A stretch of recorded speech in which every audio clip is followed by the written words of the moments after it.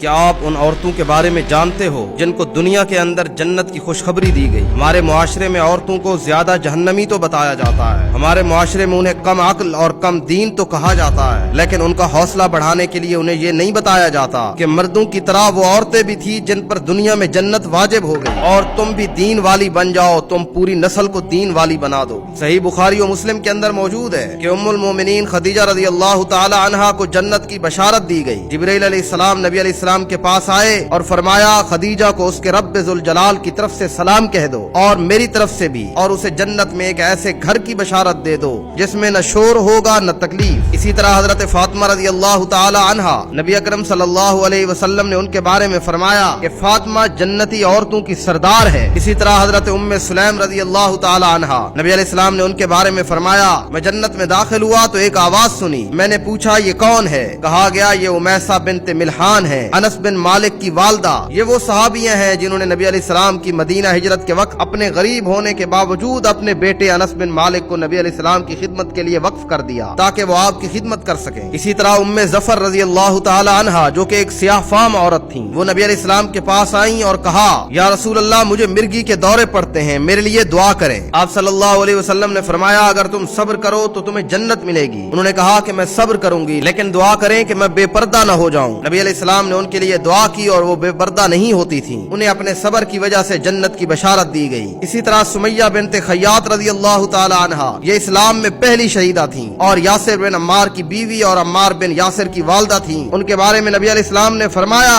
صبر کرو اے آل یاسر، تمہارا ٹھکانہ جنت ہے۔ اسی طرح ہماری ماں اور نبی اکرم صلی اللہ علیہ وسلم کی محبوب بیوی سیدہ عائشہ بنت ابی بکر صدیق رضی اللہ تعالی عنہا، ان کی بشارت کے بارے میں آتا ہے کہ جبرائیل علیہ السلام نبی پاک صلی اللہ علیہ وسلم کے پاس ان کی صورت ایک سبز ریشم کے کپڑے میں لے کر آئے اور فرمایا کہ رسول اللہ صلی اللہ علیہ وسلم یہ دنیا اور آخرت میں آپ کی زوجہ ہیں۔ اسی طرح حضرت ام رومان رضی اللہ تعالی عنہا، نبی علیہ السلام نے ان کے بارے میں فرمایا جو شخص جنت کی حور کو دیکھنا چاہے وہ ام رومان کو دیکھ لے۔ یہ ام رومان بنت عامر کنانیہ تھیں، حضرت ابوبکر صدیق کی زوجہ اور حضرت عائشہ اور عبد الرحمن رضی اللہ تعالی عنہما کی والدہ تھیں۔ اسی طرح اور بھی بہت ساری خواتین ہیں طوالت کی وجہ سے جن کا یہاں ذکر نہیں کیا جا سکتا، لیکن میں نے اپنے معاشرے کی عورتوں کے حوصلے کے لیے یہ بیان کیا کہ عورتوں تم دنیا کے اندر کمزور ضرور ہو، جسمانی طور پر کمزور ہو، لیکن تم جنت حاصل کرنے میں بالکل کمزور نہیں ہو۔ جس طرح مرد جنت حاصل کر سکتا ہے اسی طرح تم بھی جنت حاصل کر سکتی ہو۔ آخرت کے بارے میں اللہ مرد و عورت میں کوئی فرق نہیں روا رکھتا، تو جنت حاصل کرنے کی کوشش کرو۔ جب عورت جنت حاصل کرنے کی کوشش کرتی ہے تو وہ خود بھی جنتی بن جاتی ہے، اپنی نسل کو بھی جنتی بنا دیتی ہے۔